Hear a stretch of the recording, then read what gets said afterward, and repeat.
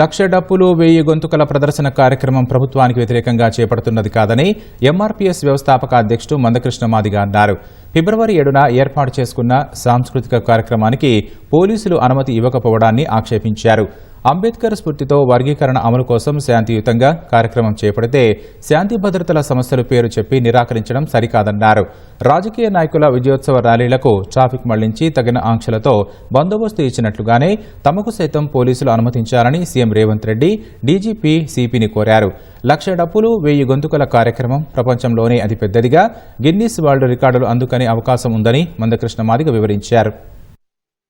బహుశా ముఖ్యమంత్రికి విజ్ఞప్తి చేస్తున్నాం, మా లక్ష డప్పుల ప్రదర్శన జరపడం మీకు ఇష్టం లేదేమో, మీకు ఇష్టం ఉంటే మాకు పర్మిషన్ వచ్చేది, కానీ మీకు విజ్ఞప్తి చేస్తున్నాం, మీకు వ్యతిరేకమైన ప్రోగ్రాం కాదు ఇది. మా ఆకాంక్షను తెలియజెప్పుకోవడం, వెంటనే అమలు చేయించుకోవడం, మా బిడ్డల భవిష్యత్తును కాపాడుకోవడం కోసమే తప్ప మేము ఎవరికి వ్యతిరేకం కాదనే విషయం కూడా, ముఖ్యంగా మీకు కూడా మేము వ్యతిరేకం కాదనే విషయాన్ని దయచేసి గుర్తెరగాలని చెప్పి మొదటిసారి 30 ఏళ్ల తర్వాత మొదటిసారి మా డప్పును ప్రపంచం ముందుకు చూపెట్టబోతున్నాం.